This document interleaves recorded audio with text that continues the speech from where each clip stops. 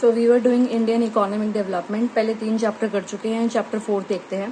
देखो, जब हम ये बुक पढ़ रहे थे तो फर्स्ट चैप्टर में हमने देखा कि इंडिया की इकोनॉमी की क्या हालत थी on the eve of independence, यानी कि 1947 पे जब हम आज़ाद हुए थे तब इंडिया की इकोनॉमी में एग्रीकल्चर कैसा था, इंडस्ट्री कैसी थी, ट्रेड की क्या हालत थी, वो सब हमने देखा। सेकेंड लेक्चर और थर्ड लेक्चर में हमने देखा कि 1950 से 1990 के बीच में कैसे इंडियन इकोनॉमी को ग्रो करने के लिए हमने क्या क्या किया, एग्रीकल्चर को कैसे इम्प्रूव किया, green revolution, land reforms, industry में हमने क्या किया, इम्पोर्ट सब्सटीट्यूशन वगैरह किया, ट्रेड वगैरह हमारा कैसा था, 5 ईयर प्लान जो हमारे प्लानिंग प्लान्स थे ये, उसमें हमने क्या क्या किया और कितना इंडिया डेवलप हो गया था। तो डेवलपमेंट जो थी इनमें वो सफिशिएंट तो नहीं थी, बट सिग्निफिकेंट इम्प्रूवमेंट्स फिर भी हमने करे थे अपनी इकोनॉमी में टिल 1990। अब 1991 को हमने अलग से क्यों चैप्टर किया है, बिकॉज 1991 से पहले हम इम्पोर्ट सब्सटीट्यूशन पे फोकस करते थे, यानी कि अपना फॉरेन एक्सचेंज को हम सेव करते थे और डोमेस्टिक मार्केट में गुड्स बनाते थे, डोमेस्टिक प्रोड्यूसर्स को प्रोटेक्ट करते थे फ्रॉम योर कंपटीशन जो बाहर पूरी वर्ल्ड में चल रहा था। 1991 में हमने वो चीज़ हटा दी, अपनी इकोनॉमी को ओपन कर दिया और हम पॉलिसी लेके आए थे एलपीजी, इकोनॉमिक रिफॉर्म्स लेके आए थे, एलपीजी की पॉलिसी लेके आए थे, जिसके अंदर लिबरलाइजेशन, प्राइवेटाइजेशन एंड ग्लोबलाइजेशन हमने किया था 1991 के टाइम पे। तो जो वो सब कुछ था, कंट्रोल वाली पॉलिसीज, कोटाज, टैरिफ बैरियर्स, ये सब कुछ हटा दिया था और इकोनॉमी को ओपन कर दिया था। डिटेल में देखते हैं उसको। तो ये न्यू इकोनॉमिक पॉलिसी जो है वो है क्या, तो बेसिकली आपके कुछ इकोनॉमिक रिफॉर्म्स करे गए थे under this new economic policy. And why were these reforms made? तो जो ये इकोनॉमिक रिफॉर्म्स थे क्या थे वो? They were a set of economic policies directed to accelerate the pace of growth and development.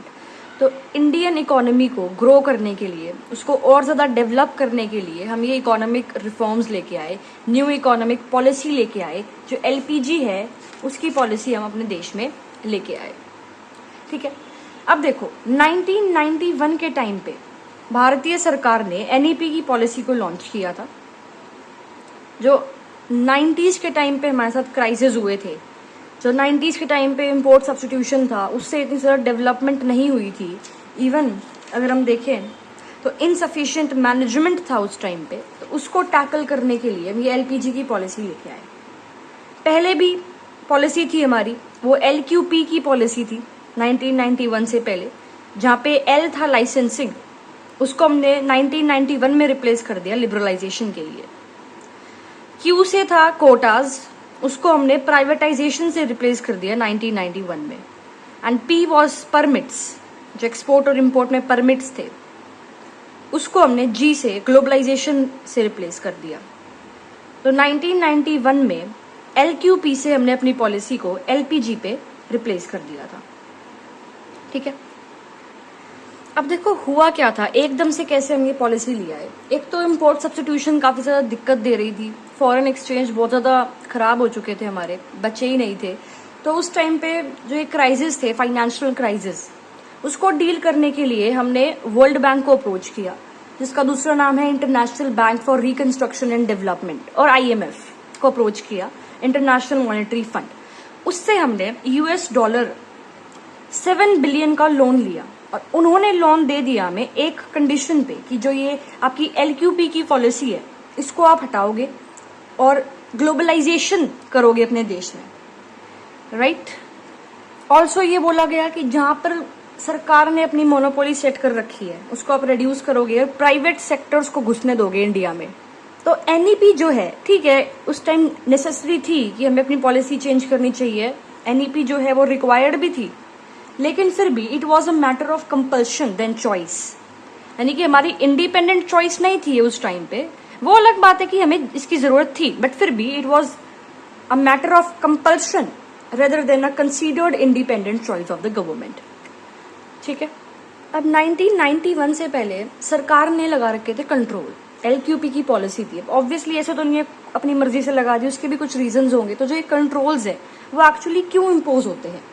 तो अगर हम इंडियन इकोनॉमी के एक्सपीरियंस या कॉन्टेक्स्ट से देखें तो गवर्नमेंट ने कंट्रोल्स लगाए थे to check the growth of private monopolies, कि एकदम से देश आजाद हुआ है, एकदम से प्राइवेट इंडिविजुअल्स ज्यादा राइज हो गए, तो चूज हमने कर रखी थी मिक्स्ड इकोनॉमी, और minimising the hold of large industrial houses on financial resources of the country. जो कंट्री के फाइनेंशियल रिसोर्सेज हैं, अगर उस पर प्राइवेट इंडिविजुअल्स का दबदबा बढ़ गया तो उनका एम क्या होता है, प्रॉफिट मैक्सिमाइजेशन, तो सोशल वेलफेयर करने में दिक्कत आ जाएगी। तो इस वजह से हमने कंट्रोल्स लगा रखे थे। अब ये कंट्रोल्स का एक एग्जाम्पल आपको मिल सकता है 1969, जब नेशनलाइजेशन ऑफ बैंक्स किया गया था इंदिरा गांधी के द्वारा। राइट, क्या हुआ था उस टाइम पे, कुछ बैंक्स थे, they were owned by big industrial houses, जो बैंकिंग फंड्स को यूज कर रहे थे अपनी खुद की फाइनेंशियल नीड्स को सेटिस्फाई करने के लिए। तो 1969 के टाइम पे क्या करा, 14 बैंक्स को नेशनलाइज कर दिया गया था। ठीक है, तो दिस वाज ऑल बिफोर 1990। अब हम देखते हैं प्रॉपर, जब मैंने बता दिया कि एलक्यूपी को हमने चेंज कर दिया एलपीजी से, अब एलपीजी क्या है अब वो देखते हैं। अब 1990 तक का सारा कुछ कवर हो चुका है आपका। अब देखो, एनईपी न्यू इकोनॉमिक पॉलिसी के 3 एलिमेंट्स थे, लिबरलाइजेशन, प्राइवेटाइजेशन और ग्लोबलाइजेशन। तो जो लिबरलाइजेशन ऑफ द इकोनॉमी है, उसका मतलब होता है freedom of the producing unit from direct और physical controls of the government, यानी कि गवर्नमेंट का इन पे कंट्रोल नहीं रहेगा। राइट, कुछ लिबरलाइजेशन मेजर्स जो है हमने 1980s के टाइम पे भी हम लेके आए थे, अडॉप्ट करे थे कुछ measures in the areas of industrial licensing, export import policy, technology upgradation, physical policy, foreign investment. लेकिन 1991 में हमने इस पे और ज्यादा फोकस करना स्टार्ट किया था, लिबरलाइजेशन पे बेसिकली, और ज्यादा कॉम्प्रिहेंसिव फोकस हमने इस पे किया था। अब देखो 1991 से पहले गवर्नमेंट ने जो है बहुत तरीके के कंट्रोल्स लगा रखे थे प्राइवेट एंटरप्राइजेस पे डोमेस्टिक इकोनॉमी में, जैसे कि लाइसेंसिंग सिस्टम था, बताया था मैंने आपको ये सब कुछ, इंपोर्ट लाइसेंस था, restrictions on investment by big business houses, ये सब कुछ था। तो गवर्नमेंट को लगा कि इन कंट्रोल की वजह से ना दिक्कत आ रही है इकोनॉमी में, करप्शन बढ़ रहा है, अनड्यू डिलेज हो रहे हैं, इनएफिशिएंसी हो रही है, अच्छे से डेवलपमेंट देश की नहीं हो पा रही है, ग्रोथ रेट ऑफ जीडीपी जो है वो बहुत ज्यादा कम हो गया था, economic system high cost economic system था rather than a low cost competitive economic system. तो बहुत ज्यादा दिक्कतें जो है इकोनॉमी में आ रही थी उस टाइम पे। तो सरकार को लगा कि चलो हटा देते हैं इन कंट्रोल्स को। तो ग्रेटर रिलायंस जो है it was placed on market forces, supply demand पे अब फोकस था, मतलब प्राइवेट जो इंडिविजुअल्स है वो अपना काम कर सकते हैं बिना किसी कंट्रोल के, कोई चेक्स एंड कंट्रोल्स इतने ज्यादा नहीं होंगे, उनको बांधा नहीं जाएगा अंडर सम रूल्स और रिस्ट्रिक्शंस। अब जो मार्केट फोर्सेज हैं, देश में कैसी सप्लाई डिमांड है, उसके ऊपर काम होगा इंडिया में भी। ठीक है, अगर हम बाकी डेवलपिंग कंट्रीज की बात करें, कोरिया, थाईलैंड, सिंगापुर, तो लिबरलाइजेशन की वजह से यहाँ पे बहुत ज्यादा ग्रोथ आई है। ठीक है, तो इकोनॉमिक रिफॉर्म्स जो है उसमें लिबरलाइजेशन एक की कॉम्पोनेंट था। उसका एम क्या था कि देश में कॉम्पिटिटिव ग्रोथ हो और डेवलपमेंट हो। कंट्रोल्स और रिस्ट्रिक्शन से वो नहीं हो रही थी, तो इसलिए हमने अपनी जो पॉलिसी है उसको लाइसेंसिंग से लिबरलाइजेशन में शिफ्ट कर दिया था, रिप्लेस कर दिया था। ठीक है, अब लिबरलाइजेशन के अंडर क्या हुआ था, आपके इंडस्ट्रियल सेक्टर में रिफॉर्म्स हुए थे, आपके फाइनेंशियल सेक्टर में रिफॉर्म्स हुए थे, आपके टैक्स सेक्टर में रिफॉर्म्स हुए थे और फॉरेन एक्सचेंज रिफॉर्म्स हुए थे। तो इकोनॉमिक रिफॉर्म्स अंडर लिबरलाइजेशन 4 थे, इंडस्ट्रियल सेक्टर में रिफॉर्म्स, फाइनेंशियल सेक्टर में टैक्स रिफॉर्म्स और फॉरेन एक्सचेंज रिफॉर्म्स। अगर हम इंडस्ट्रियल सेक्टर रिफॉर्म्स देखें तो डीरेगुलेशन यहाँ पे हुई थी, इंडस्ट्रियल सेक्टर की डीरेगुलेशन। इसके अंदर क्या था कि जो इंडस्ट्रियल लाइसेंसिंग वाला सिस्टम था उसको अबॉलिश कर दिया गया। जुलाई 1991 में नई इंडस्ट्रियल पॉलिसी अनाउंस करी थी, उसमें बोला था कि लाइसेंसिंग के सिस्टम को हम हटा रहे हैं, सिर्फ 5 इंडस्ट्रीज पे लाइसेंस हम लगाएंगे, लिक्वर, एल्कोहल मतलब cigarette, defence equipment, industrial explosives और डेंजरस केमिकल्स। ठीक है, न्यू इंडस्ट्रियल पॉलिसी के अंडर जो नंबर ऑफ इंडस्ट्रीज जो थी आपकी that were reserve for public sector, उसको 17 से 8 कर दिया गया था। 2010 और 11 में उसको 8 से 3 कर दिया गया, एटॉमिक एनर्जी, रेलवेज और डिफेंस इक्विपमेंट। आज के टाइम पे ये बस आपका एक ही है, एटॉमिक एनर्जी।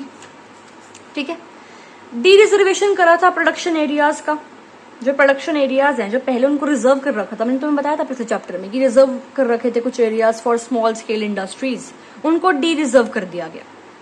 ये बोला गया यहाँ पर भी अब क्या है, मार्केट फोर्सेस के अकॉर्डिंग काम होगा, कोई रिजर्वेशन नहीं है, कोई लाइसेंसिंग नहीं है एरियाज की, जिसको इंडस्ट्री खोलनी है खोल लो, ठीक है। तो लाइसेंसिंग जो थी, जिसमें इतने ज्यादा कॉन्स्ट्रेंट्स थे कि क्या प्रोड्यूस करना है, कैसे प्रोड्यूस करना है, उसको हटा दिया गया। अब जिसको जो प्रोड्यूस करना है देश में खुलकर करो, depending on the market conditions, कि मार्केट में किस चीज की रिक्वायरमेंट है वो आप खुद देखो और जो प्रोड्यूस करना है करो, ये सब कुछ आ गया था।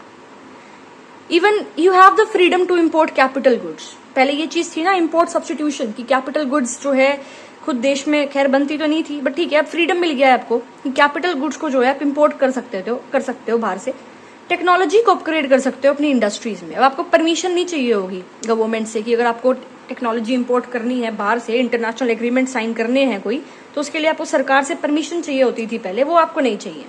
तो ये सब कुछ करा गया था इंडस्ट्रियल सेक्टर में। बेसिकली मोटा मोटा देखें तो डीरेगुलेशन था, लाइसेंसिंग की पॉलिसीज को हटा दिया था, अपना जो पब्लिक सेक्टर का दबदबा था उसको रिड्यूस कर दिया था, रिजर्वेशन को हटा दिया था, फ्रीडम दे दिया था इनको। फाइनेंशियल सेक्टर में देखें तो क्या था। अब फाइनेंशियल सेक्टर पहली बात तो होता क्या है वो पता होना चाहिए।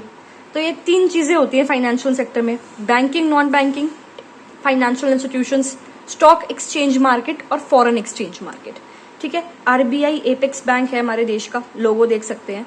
कहां से आया था कमेंट्स में बताना, पढ़ रखा होगा आपने। ओके, इंडिया में जो फाइनेंशियल सेक्टर है पूरा का पूरा वो कंट्रोल कौन करता है, RBI, reserve bank of India. 1990 से पहले आरबीआई का जो रोल था वो सिर्फ एक रेगुलेटर था, ठीक है, कि आप सिर्फ रेगुलेट कर रहे हो काम। अब जो लिबरलाइजेशन की वजह से क्या हुआ, 1991 में क्या हुआ, आरबीआई का रोल जो है वो एक फैसिलिटेटर का देखा जा रहा था। अब लिबरलाइजेशन से पहले आरबीआई जो है वो खुद इंटरेस्ट रेट फिक्स करता था बैंकों के लिए। अब लिबरलाइजेशन के बाद क्या होगा, आरबीआई सिर्फ उनको हेल्प करेगा, फैसिलिटेट करेगा इंडस्ट्रीज को, और इंटरेस्ट रेट डिसाइड नहीं करेगा। इंटरेस्ट रेट जो है अब खुद से डिसाइड होगा, कैसे, मार्केट फोर्सेस, सप्लाई और डिमांड जो वर्ल्ड में चल रही है उसके अकॉर्डिंग होगा। तो अब कंट्रोल नहीं है डिसीजन मेकिंग प्रोसेसेस पे, कंपटीशन है, ठीक है। सब कुछ डिपेंड हो रहा है कि दुनिया में क्या चल रहा है, मार्केट फोर्सेस कैसे हैं, उसके अकॉर्डिंग आपके इंटरेस्ट रेट वगैरह सब कुछ सेट हो रहे हैं, ठीक है। तो लिबरलाइजेशन जब हुआ था तभी हमारे जो बैंक्स हैं वो दूसरे देशों में खुलने लगे, बाहर के बैंक्स जो हैं वो इंडिया में खुलने लग रहे थे, ये सब कुछ हो रहा था। लिबरलाइजेशन की वजह से जो है FII फॉरेन इंस्टीट्यूशनल इन्वेस्टर्स जो हैं वो भी इंडिया के फाइनेंशियल मार्केट में इन्वेस्ट कर रहे थे, यानी कि बाहर से इंडिया में इन्वेस्टमेंट होना स्टार्ट हो गया था, ठीक है। फॉरेन इन्वेस्टमेंट लिमिट जो है उसको बढ़ा दिया गया था 74%। एग्जाम्पल्स देख सकते हो आप, merchant bankers, mutual funds, pension funds, ये सब कुछ देश में आने लग गया था, ठीक है। फाइनेंशियल सेक्टर में मल्टी डायमेंशनल ग्रोथ दिखी थी, और ऑब्वियसली जब फाइनेंशियल सेक्टर में ग्रोथ है तो देश में भी तो ग्रोथ हो रही है, देश की भी तो डेवलपमेंट हो रही है, इकोनॉमी भी तो डेवलप हो रही है। पढ़ेंगे इसको, पहले ये देखते हैं। अब so this was your industry पे क्या इफेक्ट पड़ा लिबरलाइजेशन का, फाइनेंशियल सेक्टर पे क्या इम्पैक्ट पड़ा लिबरलाइजेशन का। अब देखते हैं टैक्स रिफॉर्म्स, कि टैक्स रिफॉर्म्स जो है वो ऑब्वियसली इंपॉर्टेंट कंपोनेंट है फिस्कल पॉलिसी के, सरकार के।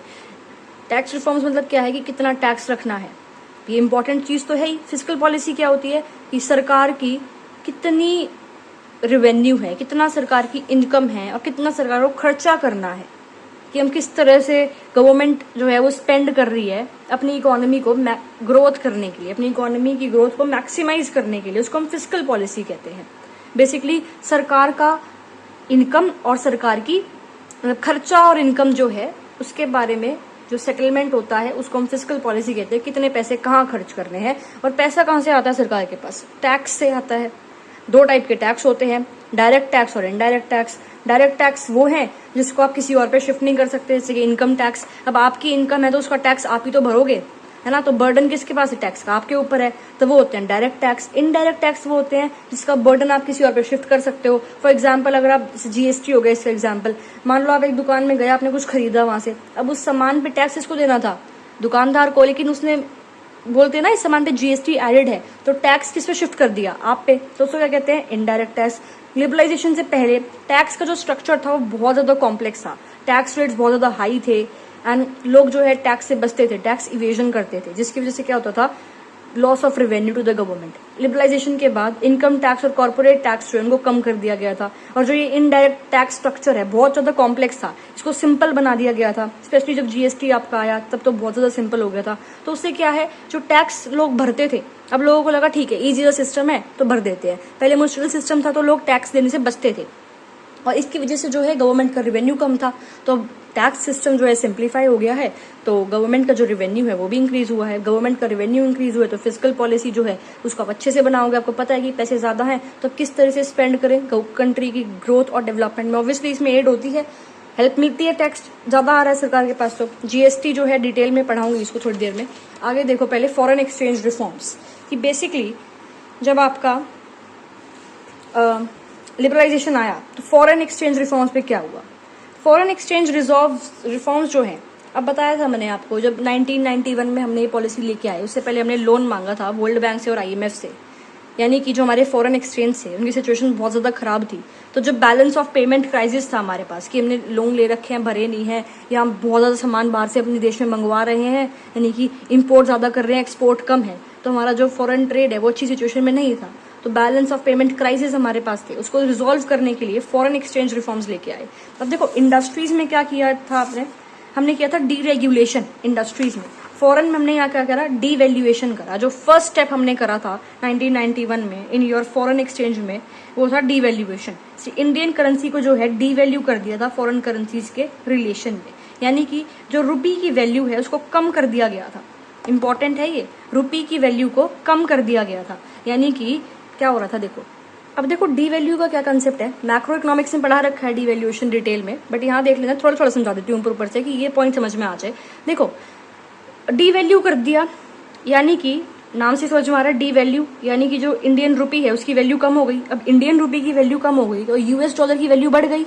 एक करेंसी की वैल्यू कम हो गई दूसरी की बढ़ेगी, ठीक है। अब मान लो पहले क्या हो रहा था कि $1 था 10 रुपए, मान लो कि $1 था 10 रुपए, तो $1 दे के आप 5 रुपए के 2 पेन खरीद सकते हो इंडिया में आके, राइट। अब डीवैल्यू कर दिया तो $1 हो गया 15 रुपए, तो अब $1 से आप कितने पेन खरीद सकते हो, 3।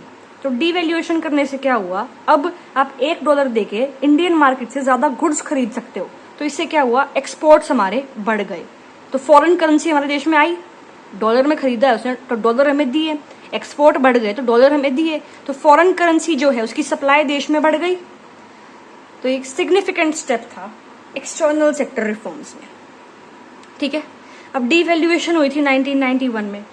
डीवैल्यूएशन समझ में आया क्या होता है कि अपनी lowering the value of our currency in relation to other currencies of the world, ठीक है। एक्सपोर्ट बढ़ते हैं, इंपोर्ट कम होते हैं, तो जो बीओपी क्राइसिस है वो मैनेज हो गए थे डीवैल्यूएशन करके। समझ में आया। अब देखो 1991 में डीवैल्यूएशन हुआ, ठीक है, उसके बाद हमने फ्लोट एक्सचेंज रेट सिस्टम अपना लिया था। क्या होता है वो मैं आपको मैक्रो इकोनॉमिक्स में पढ़ाऊंगी। एट प्रेजेंट हमारा क्या है, manage floating rate of exchange है। एट प्रेजेंट अगर देखें डीवैल्यूएशन के टाइम पे कौन सा था, 1991 के टाइम पे foreign exchange rate. Exchange value of Indian rupee in international market was left to free play, ठीक है। मतलब $1 कितने रुपए होगा, किस पर डिपेंड करता है, जो ग्लोबल मार्केट में सप्लाई और डिमांड है उस पर, ठीक है। Exchange rate of Indian rupee in the international money market is now determined by the forces of supply and demand, जिसको हम मार्केट फोर्सेज कहते हैं, ठीक है। पहले हमने फिक्स कर दी थी वैल्यूज कि $1 इतना है, ठीक है, तो फिक्स्ड एक्सचेंज रेट था। अब यहाँ पे फ्लोट एक्सचेंज रेट हो गया, डिपेंड किस पे करता है, कितनी सप्लाई है कितनी डिमांड है उस पर डिपेंड करता है कि $1 जो है कितने रुपी होगा, ठीक है। और अब हम manage floating rate of exchange करते हैं फॉलो, इसको मैं बताऊंगी आपको मैक्रो इकोनॉमिक्स में। तो अब हमने देख लिया कि लिबरलाइजेशन का क्या इम्पैक्ट पड़ा फॉरेन एक्सचेंज रिफॉर्म्स पे, क्या इम्पैक्ट पड़ा था आपके टैक्स रिफॉर्म्स पे, फाइनेंशियल सेक्टर पे और इंडस्ट्रीज पे। अब देखते हैं ट्रेड और इन्वेस्टमेंट पॉलिसी रिफॉर्म्स, ठीक है। देखो increasing international competitiveness of domestic industry, हमने खोल दी अपने मार्केट, डोमेस्टिक मार्केट खोल दिए, तो बाहर से प्रोडक्ट्स, बाहर की कंट्रीज अपने प्रोडक्ट हमारे देश में बेचेंगी, हमारी कंट्री जो है वो भी अपने प्रोडक्ट बाहर के देशों में बेचेगी, तो कॉम्पिटिटिवनेस बढ़ गई। फॉरेन इन्वेस्टमेंट आ गई देश में कि बाहर से लोग हमारे देश में अपनी फैक्ट्रीज खोल रहे हैं, अपनी इंडस्ट्रीज खोल रहे हैं, अपनी कंपनीज खोल रहे हैं, एमएनसीज वगैरह देश में आई। अब ऑब्वियसली बाहर से वो आएंगे तो फॉरेन टेक्नोलॉजी भी तो अच्छी खासी लेके आएंगे। तो जो हमने जो रिस्ट्रिक्शंस हटाए थे इम्पोर्ट एक्सपोर्ट पे, उससे हमें हेल्प मिल गई। ट्रीफ रेट्स जो थे वो हमने कम कर दिए, इम्पोर्ट लाइसेंसिंग हटा दी, एक्सपोर्ट ड्यूटीज हमने हटा दी, तो इस सबसे क्या हुआ, बेसिकली फायदा हुआ। जो इम्पोर्ट कोटास थे हमने वो एबॉलिश कर दिए थे, इम्पोर्ट लाइसेंसिंग जो थी वो हमने हटा ली थी, except in the cases of goods which are not environment friendly and hazardous. ये ध्यान रखना, इम्पोर्ट लाइसेंसिंग हटाई थी except in these goods, in case of these goods. ठीक है, तो इससे क्या हुआ, ऑब्वियसली हेल्प हुआ था। This facilitated the integration of Indian market with global market and growth हम अचीव कर रहे थे through competition rather than protection. अब हम इम्पोर्ट सब्सटीट्यूशन नहीं कर रहे थे, अपने डोमेस्टिक मार्केट को हम प्रोटेक्ट नहीं कर रहे थे अब। ठीक है, अब हम देखते हैं बीच में जो दो टर्म्स आई थी, डीमोनेटाइजेशन और जीएसटी। डीमोनेटाइजेशन जो है 2016 में आया था, याद होगा, रात को न्यूज में आए थे हमारे प्राइम मिनिस्टर। तो बेसिकली ये भी हम कह सकते हैं कि फाइनेंशियल सेक्टर में रिफॉर्म था एक। ठीक है, अब देखो होता क्या है, ये पॉलिसी एक्शन था सरकार का, जिसने बोला था आके कि जो 500 और 1000 के नोट हैं वो अब देश में नहीं चलेंगे। यानी कि 500 और 1000 के नोट जो है वो लीगल टेंडर नहीं है। लीगल टेंडर क्या होता है कि अगर आप देश में इनसे कुछ खरीदना चाहोगे तो ये लीगली एक्सेप्टेबल नोट्स हैं, आप खरीद सकते हो, कोई मना नहीं करेगा कि नहीं मैं तो नहीं लेता ये नोट।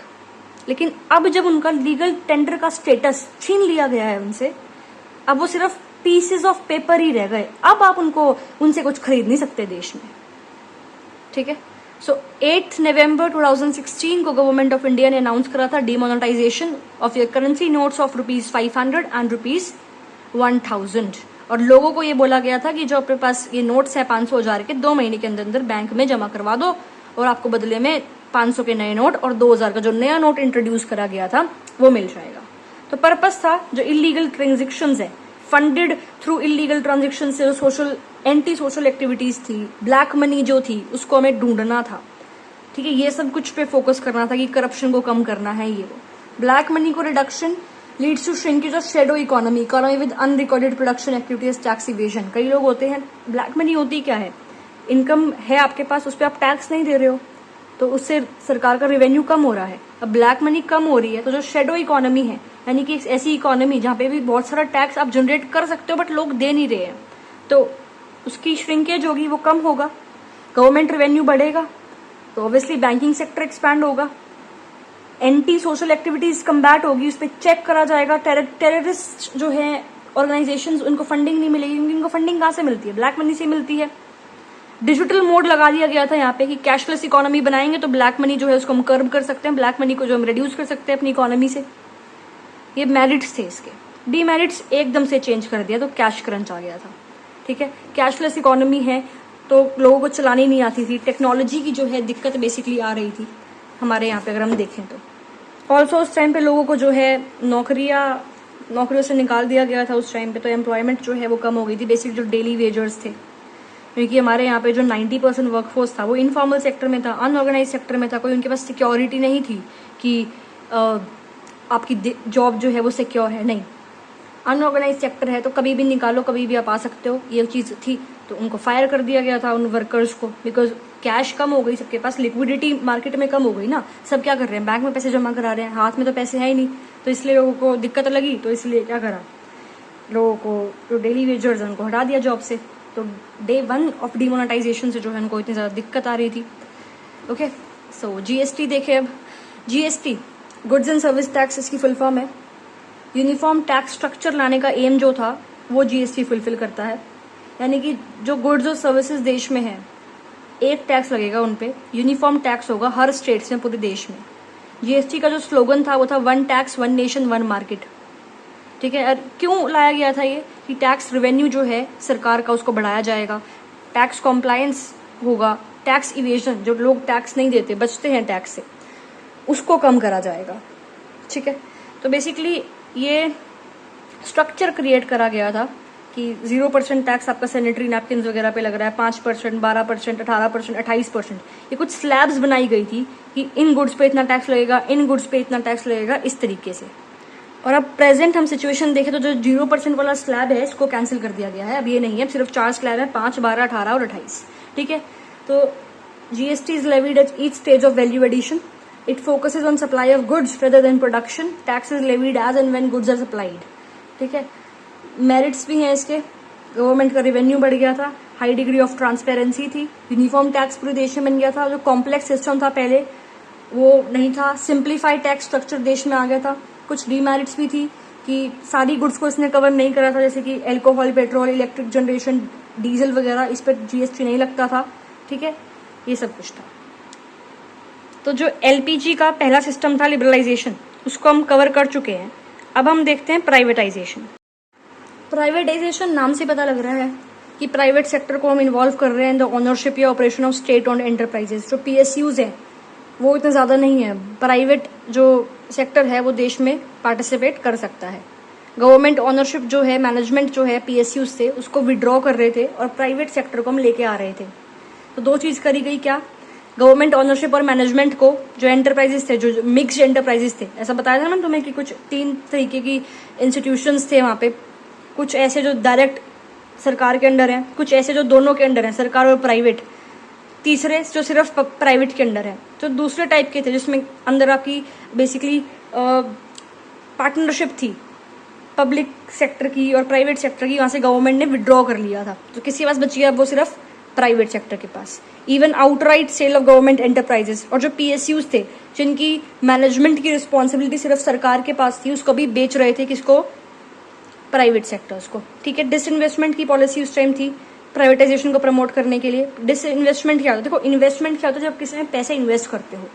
डिसइन्वेस्टमेंट क्या होता है? जब आप अपने पीएसयूज को बेच रहे हो और आपके पास पैसा आ रहा है। ठीक है, सरकार के पास पैसा आ रहा है, तो डिसइन्वेस्टमेंट। डिसइन्वेस्टमेंट कब करी जाती है? जब आपको प्रोडक्शन और मैनेजरियल एफिशिएंसी जो है देश में इम्प्रूव करनी हो, मॉडर्नाइजेशन फैसिलिटेट करना हो। और इवन डिसइन्वेस्टमेंट तब भी करी जाती है जब आपको फिस्कल डेफिसिट मैनेज करना होता है। बताइए, जस्ट अभी बताया था 1991 के टाइम पे हमने लोन लिया था बाहर से, यानी कि फिस्कल डेफिसिट में हम थे। फाइनेंशियल रिसोर्सेज इतने ज़्यादा देश के पास नहीं थे, तो उसको मैनेज करने के लिए सरकार ने क्या करा? डिसइन्वेस्टमेंट कर दी। अपने जो पीएसयूज थे वो बेचने स्टार्ट कर दिए थे। नीड क्या थी इसकी? क्योंकि जो पीएसयूज की उनकी जो परफॉर्मेंस है वो बहुत ज़्यादा पुअर हो रही थी अंडर गवर्नमेंट। तो पीएसयूज को डेवलप करना था, पीएसयूज पे फोकस करना था, उसकी वजह से हमने इसको बेचने लगे थे। पीएसयूज को डिसइन्वेस्टमेंट बेसिकली कर दी थी कि प्राइवेट सेक्टर के पास आएगा, उनका मोटिव होता है प्रॉफिट मैक्सिमाइजेशन, तो वो अच्छे से इसको चला पाएंगे। ठीक है, सेकंड 5 ईयर प्लान के अंडर आपका ये पीएसयूज इंडस्ट्रियलाइजेशन वगैरह कॉन्सेप्ट आया था। आईपीआर बताया ही था मैंने आपको, आईपीआर यस 1956। एंड फिर आपका स्ट्रक्चरल ट्रांसफॉर्मेशन हुआ था। मैंने बताया था कि भाई एग्रीकल्चर से जो है इंडस्ट्रियल सेक्टर में अब लोग काम करने आ रहे थे। पीएसयूज जो है उसमें नवरत्न 9 ज्वेल्स ऑफ इंडियन इंडस्ट्री, ये सारा कंसेप्ट आ रहा था। क्या होता है ये कॉन्सेप्ट? देखो, नवरत्न का पीएसयूज के कॉन्टेक्स्ट में नवरत्न बेसिकली वो थे जो आपके 9 सच प्रॉफिट मेकिंग कंपनीज थी। ठीक है, और ये नवरत्न जो है टर्म कहाँ से आया? जो विक्रमादित्य थे, किंग थे, उनके टाइम पे नवरत्न होते थे उनके कोर्ट में कि 9 ऐसे आदमी जिनको रेयर विजडम है, काफी ज्यादा इंटेलिजेंट है। तो उसी हिसाब से पीएसयूज में कुछ नवरत्न थे। ठीक है, जैसे उस टाइम पे अगर हम देखें तो आईओसी, बीपीसीएल, ओएनजीसी, सेल, भेल, IPCL, VSNL, NTPC and HPCL, तो ये बेसिकली कुछ नवरत्न थे। ठीक है, नवरत्न जो है धीरे धीरे स्टेटस जो है सिर्फ 9 इंडस्ट्रीज के पास था, उसके बाद इनको धीरे धीरे 16 इंडस्ट्रीज के पास कर दिया गया। तो ऐसा नहीं है नवरत्न मतलब नहीं, 16 इंडस्ट्रीज के पास इसको बढ़ा के कर दिया गया था। एट प्रेजेंट कितने हैं? इतने ही हैं, बड़े हैं, कम हुए, क्या सीन है मेरे को आप कमेंट से बताना। अपार्ट फ्रॉम दिस नवरत्न का कॉन्सेप्ट कुछ महारत्न कंपनीज भी थी। 2009 में ये महारत्न स्टेटस गवर्नमेंट ने स्टार्ट करा था पीएसयूज को देना। ठीक है, और इसकी क्या क्राइटेरिया है कॉमेंट्स में मेरे को बताना। इंपॉर्टेंट नहीं है 12th के लिए, but still extra knowledge, right. Mini ratna जो है वो भी दूसरा स्टेटस जो है दिया गया पीएसयूज को। अच्छा, ये दिए क्यों जाते थे स्टेटस? उन जैसे जो पीएसयूज है वो अपने ऊपर काम करे, अपनी इंप्रूवमेंट ये करे कि हाँ हमें भी नवरत्न स्टेटस चाहिए, हमें भी मिल जाएगा, अपनी एफिशिएंसी प्रॉफिटेबिलिटी को इम्प्रूव करे। तो 75 पीएसयूज को मिनी रत्न दिया गया है। क्या ये नंबर कम हुआ है, बढ़ा है? रिसेंटली एडेड मिनी रत्न, महारत्न क्या है? वो तो रहता है इनमें चेंजेस, ऐसा कुछ नहीं है। करंट अफेयर्स में फॉलो करोगे तो हो जाता है। 12th के लिए इंपॉर्टेंट नहीं है।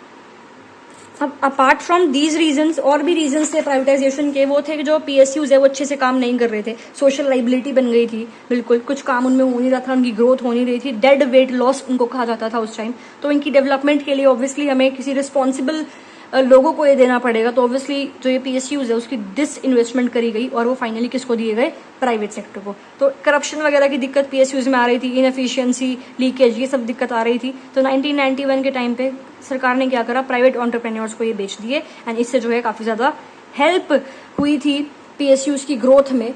प्राइवेट सेक्टर ने काफी ज्यादा डेवलप कर दिया था इनको, ग्रोथ कर दी थी इनकी पीएसयूज की। एग्जाम्पल एयर इंडिया आप देख ही सकते हैं। ठीक ठीक है। Obvious gains and imperative losses of privatisation. अब मेरिट्स क्या है प्राइवेटाइजेशन की?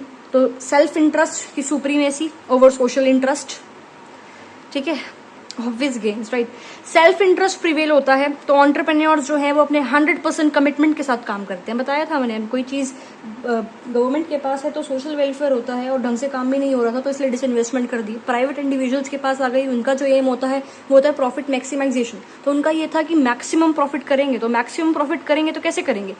100% कमिटमेंट के साथ काम करते हैं, एफिशिएंसी ज्यादा हो जाती है तो हाई प्रोडक्टिविटी ऑब्वियसली एक ऑब्वियस रिजल्ट यहाँ पे होता ही है, ठीक है। प्राइवेटाइजेशन जो है वो एक्सपेक्ट करता है प्राइवेट एंटरप्राइजेस को एक कॉम्पिटिटिव इन्वायरमेंट में काम करना। अब आपको पता है कि प्राइवेट हो आप लोग, गवर्नमेंट की हेल्प मिल सकती है, ठीक है, बट बेसिकली प्राइवेट जो है एंटरप्रेन्योर्स उनको ये है कि कंपटीशन में रह के काम करना है। आपके पास देश के अंदर भी बाकी सारी इंडस्ट्रीज हैं, इंटरनेशनल भी बहुत सारी इंडस्ट्रीज हैं, तो आपको अपनी इंडस्ट्री को बेस्ट शो करना है। तो जब आप उस कंपटीशन में काम करते हो, कॉम्पिटिटिव इन्वायरमेंट में काम करते हो, तो आप अपने ऊपर काम करते हो, तो अपग्रेडेशन करते हो, मॉडर्नाइजेशन करते हो, ग्रोथ एंड डेवलपमेंट 100% फिर इस कंडीशन में देश की होगी ही।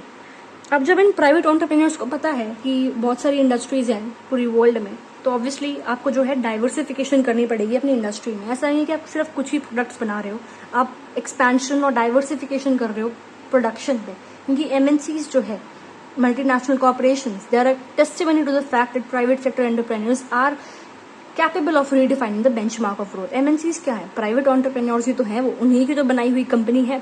तो ये एक एग्जाम्पल है, टेस्टिमनी है जो प्रूव करता है कि हाँ, प्राइवेटाइजेशन से जो है हम ग्रोथ का बेंचमार्क अचीव कर सकते हैं, ठीक है। प्राइवेटाइजेशन जो है वो कंज्यूमर की सॉवरेनिटी को प्रमोट करता है कि अब कंज्यूमर के पास, अब मार्केट में जाते हो तो बहुत सारी शॉप्स, बहुत सारी इंडस्ट्रीज जो सिमिलर प्रोडक्ट्स बना रही हैं, ऑब्वियसली हम वो चूज करेंगे जो हमारे लिए बेस्ट है। तो वाइडर चॉइस और बेटर क्वालिटी ऑफ लाइफ होती है, जिससे जो है कंज्यूमर की सॉवरेनिटी ऑब्वियसली प्रमोट होती है। कैसे?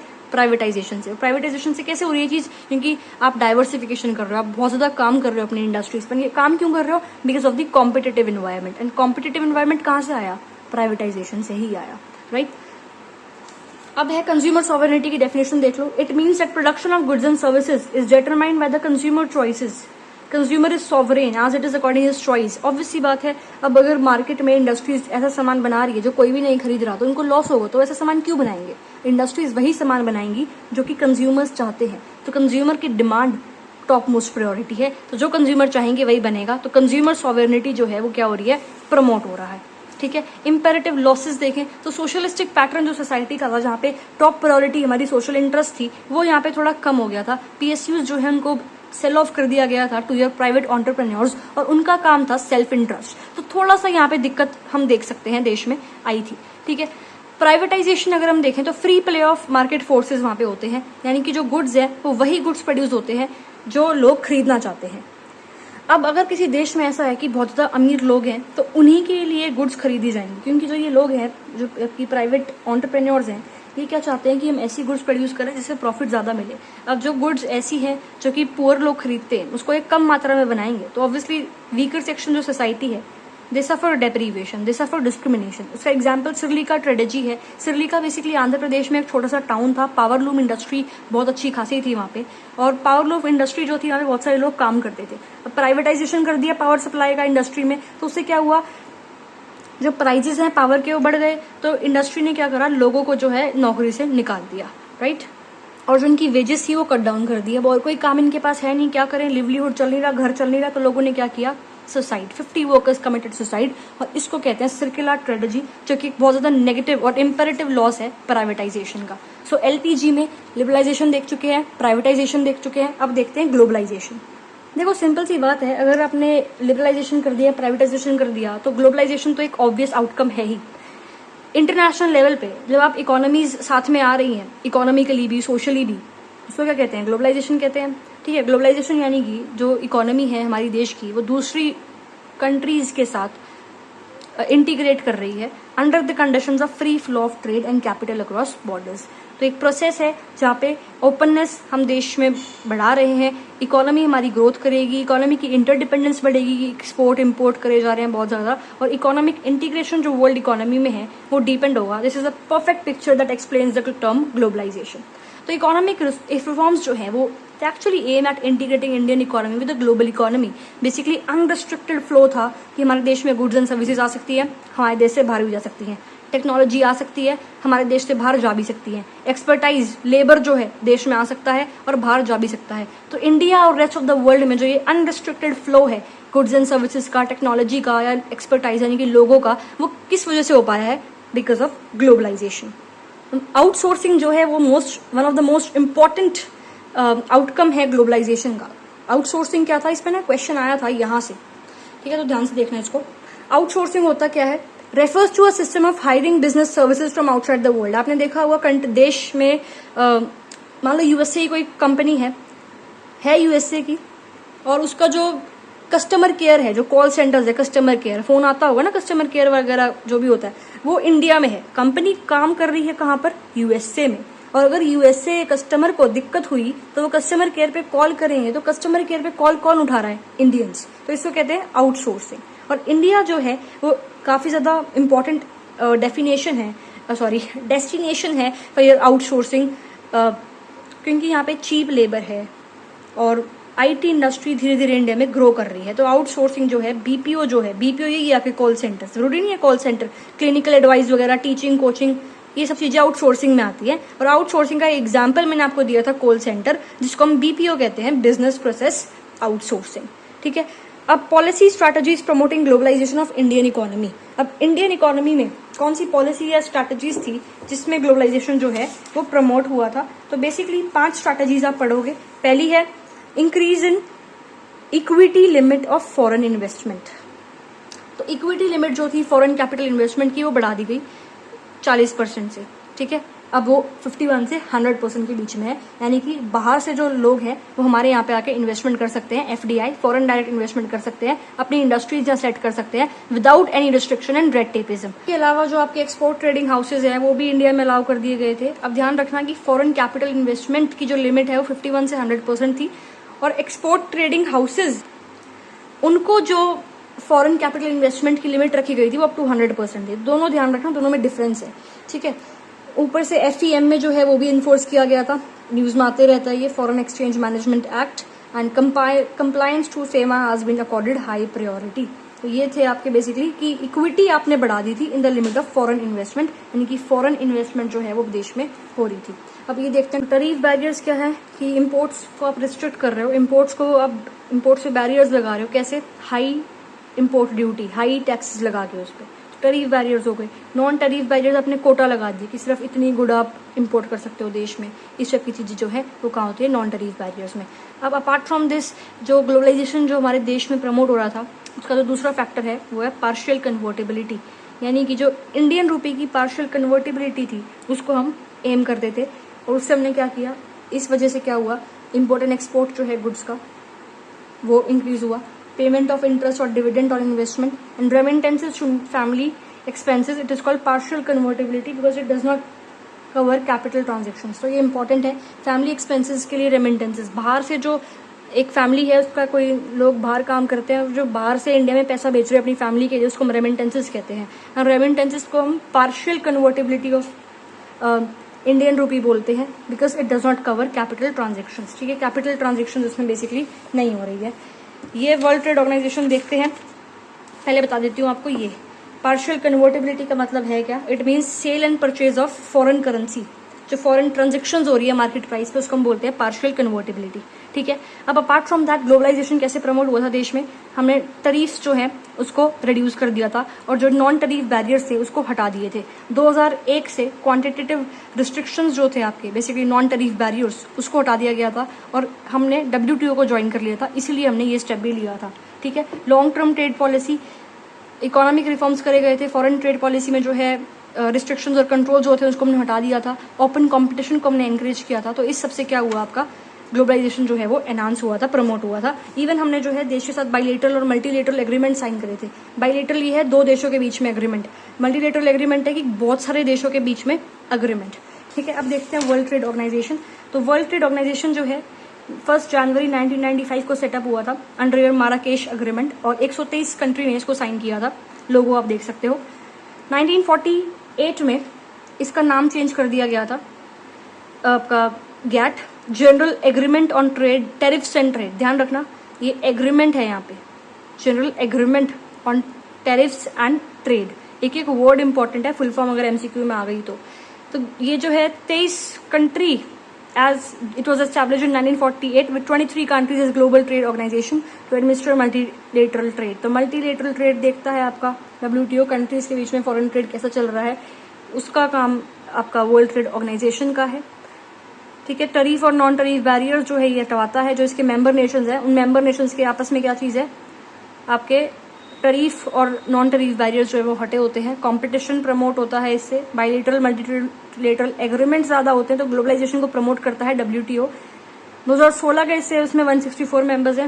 एट प्रेजेंट कितने मेंबर्स हैं मेरे को कमेंट्स में बताया। अब इंडियन इकोनॉमी पे क्या इम्पैक्ट था इसका, एक्सपेक्टेड था कि जो WTO है वो ग्रेटर एक्सपोर्ट अपॉर्चुनिटीज प्रोवाइड करेगा इंडियन इकोनॉमी को, जिससे हमारा जो इंटरनेशनल ट्रेड है वो फ्यूचर में इंक्रीज होना था, ये एक्सपेक्टेड था।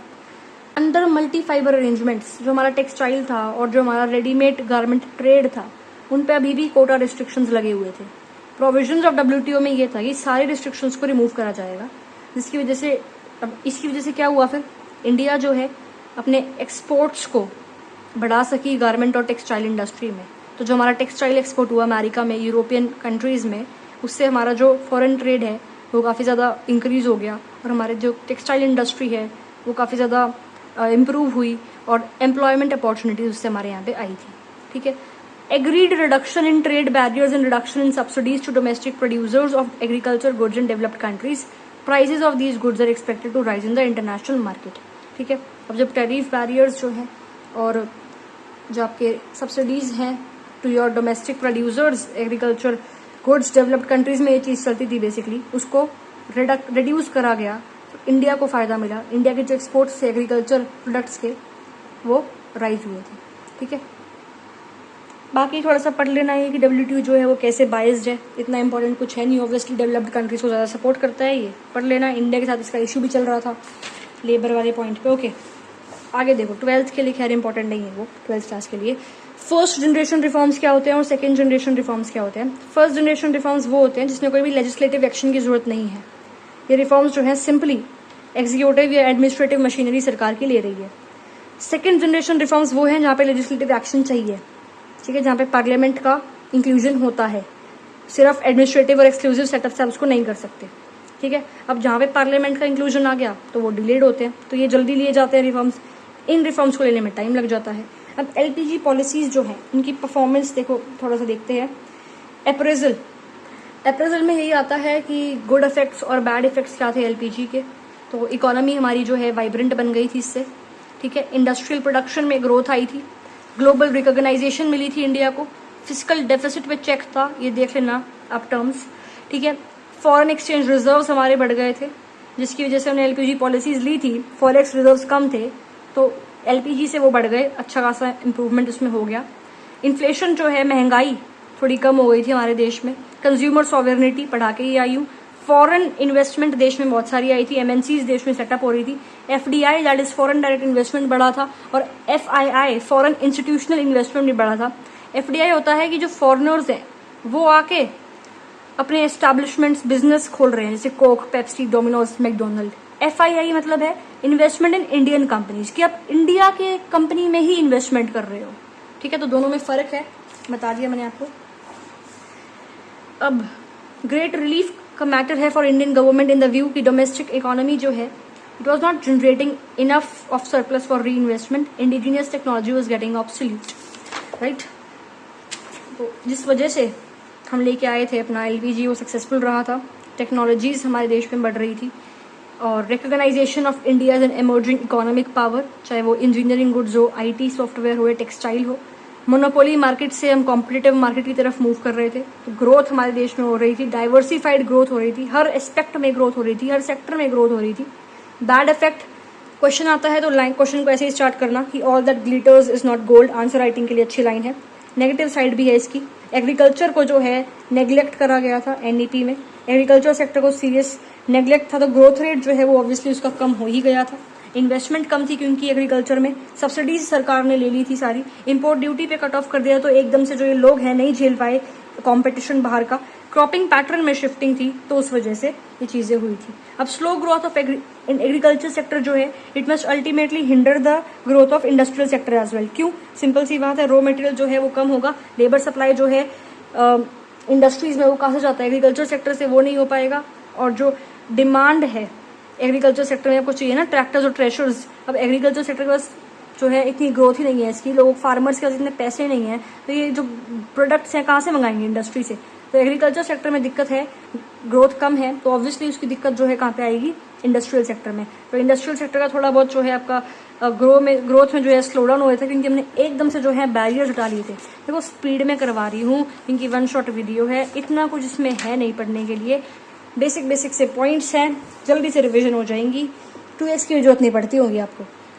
अनएम्प्लॉयमेंट, बाहर से फॉरेन टेक्नोलॉजी आ रही है, फॉरेन इन्वेस्टमेंट आ रहा है, तो जॉबलेस ग्रोथ जो है इंडिया में था कि बाहर के लोग ज़्यादा काम कर रहे हैं, राइट। लेबर सेविंग टेक्नोलॉजी बाहर से आ रही है, तो ऑब्वियसली जहाँ पे 10 लोग काम करते थे, कोई नई टेक्नोलॉजी आ गई, यहाँ पे सिर्फ 5 लोगों की जरूरत है, तो 5 क्या गए, हटा दो। अनएम्प्लॉयमेंट, डिसइन्वेस्टमेंट हो गई थी, तो ऑब्वियसली उससे दिक्कत आई थी देश में। फिजिकल पॉलिसी अगर हम बात करें तो सीवियर स्ट्रेस आ गया था सरकार के ऊपर।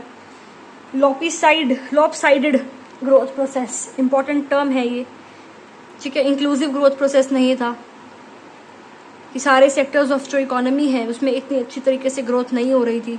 सर्विस सेक्टर बढ़ रहा था, IT फोकस्ड ग्रोथ थी, और उसको तो हमने छोड़ ही दिया, क्या कहते हैं, एग्रीकल्चर को, राइट।